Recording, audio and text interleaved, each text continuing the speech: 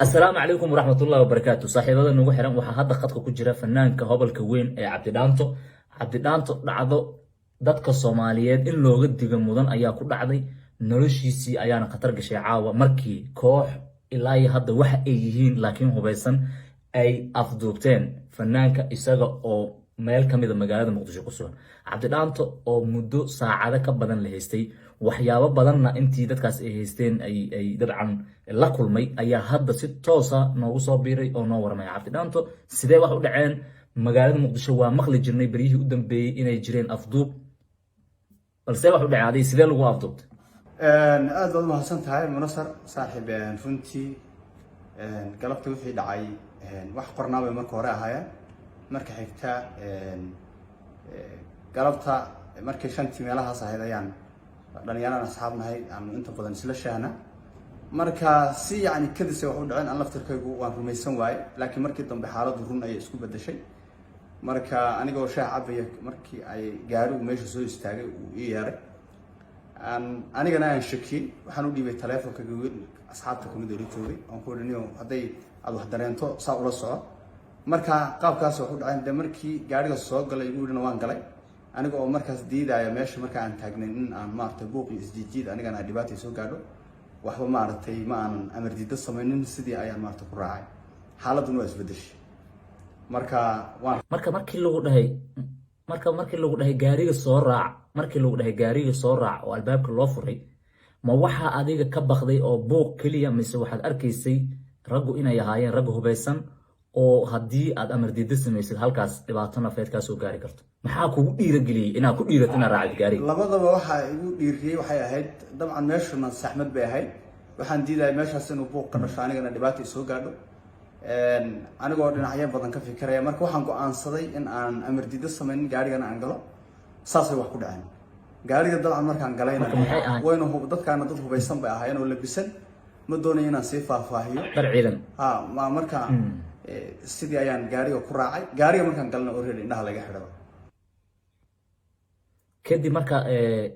gaariga markii lagu dhax gashay qiyaastii imise qofooda saarneed gaariga ku aragtay gaariga waxa saarnay 3 qof diro wala oo gaari hartoob ahaa iyo 2 qof oo dambe intooduna askar dhar bay wateen qoryana waa wateen marka dabcan sida caadiyan dadkan kulli indhaha wada xidhan wajiga u duubnaa markaan gaariga galana already indhaha laga xiray anigana wax maaragtay dhankayga amar diida ama maaragtay waxa ma aanan sameeynin awaamir kasto markaas la faray waan hoggaansamay markii indhaha laga xiray qiyaastii imise ayaa lagu waday oo lagu geeyay dabcan gaariga iskama soconayo maanta oo dhan meeshii lagu geeyay markii su'aal weydiinta dabcan ama waxa ay rabeen ay u dhaqaaqeen inay ku weydiiyaan meeqa daqiiqa u dhaxaysay intuu gaariga socday inta meesha lagu geenay bad wallahi shantii baa ahayd marka hadda iimaanayna 7 meelahaas ahayd adiga saacad iyo hal saac iyo 2 saac wax yar dhiman ayaa maaragtay waa maqnaa gaarigan saarnaa markii dambe meel magaalada ka baxsan dad badan ay fadhiyeen oo aan u fahmay dad inay qayilayaan ayaa la geeyay marka indhaha ayaan ka xirnaa oo ma qiyaas kareen meeshaas inay magaalada maaragtay dhaxdeeda ahayd laakiin meel saxmad maarsaas aan lahayn dad laakiin ay fadhiyaan oo u fahmeen in lagu qayilayo ayaa maaragtay geeyay taleefano badan baa maaragtay la diray qof maaragtay dadkaas ayaga ka madax banaan oo banaanka jooga ayaa maaragtay inta badan amarka bixinayay marka waxyaabaha aan maqlayo waxa kamid ah waxyaabaha hadda aan maqlayo waxaan ka maqlayo taleefanka qofka ku hadlayo waxa kamid ahayd arrinta hadda way fashilantay ninkan hal si magaaladiisa lagu celiyo iyo maaragtay hadalla oo maaragtay hanjabaad muuqdo oo aan rabin hadda halkan ka daatay inaan ka sheego ayaa maaragtay lagu xina laakiin waxaan qirayaa in wax dhibaato ay soo gaarin markii handadaada uu laga reebo wax dhibaato ay ma soo gaarin intii ragaas ay ku haayeen oo aad dabcan u ahayd qofka maxbuuska afduuban maxay markii laga soo tago dhibaato jireed oo kale oo ay ku geysteen ma waxa jira waxyaabo ay ku khasbeen inaad sameeysid way jireen may runtii wax hadda aan dhihi karo waxyaabo maaragtay si gaar ah ma aysan jirin oo aniga la igu qasbay kaliya marka laga reebo waxyaabo inta badan aan ka hadlo oo maaragtay ay wax iga weydiinayeen oo maaragtay marka laga yimaado wax toos oo aniga maaragtay shakhsiyan oo dhibaato hadda aan si gaar ah dhihi karo dhibkaas ay iga soo gaaray ma jiro laakiin way jireen handadaado la ii geysanayay iyo erayo aanan doonin halka gadaata inaan ka sheego oo la xiriira dhinaca systemka dowladda iyo waxyaaba noocaasa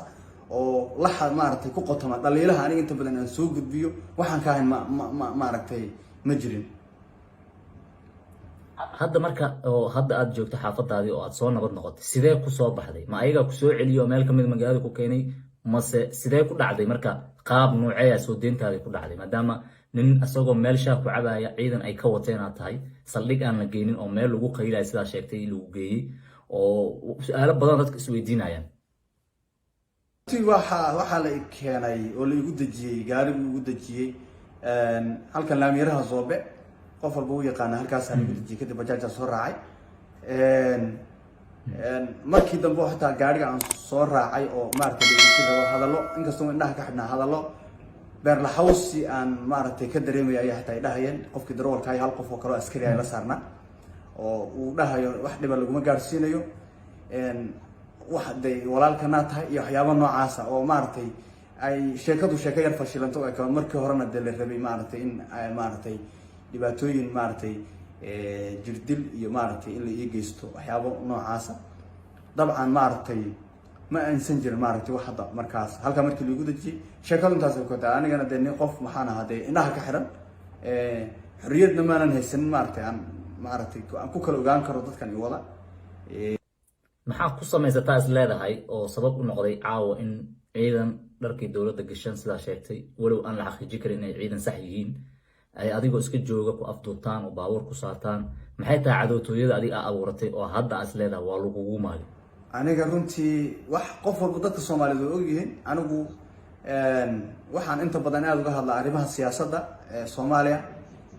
waxaan gudbiyaa afkaartayda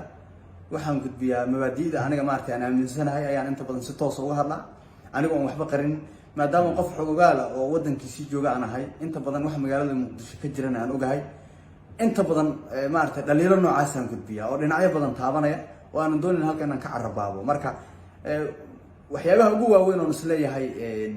arrintan way ku qotontaa in aniga la igu cabsi gelinayo inaan waxyaabaha runta maartay aan inta badan ka hadlo in aanan ka hadlin ay ila muuqataa marka taas ay mar walba ku qotontaa arrimaha hadda maartay dhibaatooyinka badan oo hadda aan maartay magaalada ka jira iyo waxyaabo badan oo inta badan maartay aan ka hadlo ma aha wax intaas kulli ma dhaafsana dabcan anu qof dakanaysa hadda maxaa dareemaysaa amni ma dareemay hadda maadaama sidaas adag ku soo baxday maanta oo xaaladaha kulli xaafadeedii baan joogaa magaaladeedii baan joogaa hadda maartay wax khalkhal oo hadda aan dareemayo cabsi ah ma jirto laakiin dabcan waxaan ahay shakhsi inta badan de wax walba waa la filan karaa oo qadarta rabbi marnaba maartay wax iska qoran waay laakiin nin xor oo magaaladiisa dhex maraan ahay ma garanaysa meel shuuf raba tago ma gudbisay dhibaatadan iyo arrintan cusub ee kusoo wajahday oo marka si loo fiiriyo wax la dhaysan kara aan ahayn hay-adaha amniga ee dalka ma wargelisay dhacdadan cusub ee ku maanta aad la kulantay iyo xaaladan aad aragtayba? aan hadda ilaa hadda la wadaaga ma jirto cid la soo xariirtayna ma jirto marka waan ka gaabsaday waxaas oo dhan waayo kiisasiga horreeyay marka haddaa ka gaabsatay okay waa gartay marka waxaad aaminsan tahay in xitaa haddaa gudbiso aysan waxba maaragta soo kordhinayn? meel loo raacdaba wixii haddaan lahayn oo anigii laftirkayga aanan dhihi karin wixii sidaas ay ahaayeen oo dadkii meel loo raacdo oo anigii de meel loo raacda ma laha marka wixii haddaynan raad lahayn oo dadkii ay indhaha ka xiran yihiin meel lagaa qaaday meel laguu dejiyey de haddaa xitaa dacwad gudbiyo hadal unbaa iga tegaya marka see wax looga qaban karaa? marka hadda cabdi aaday u sahlan tahay leedahay magaalada Muqdisho qofkii doona in lagu afduuban karo of course iska dhici kartaa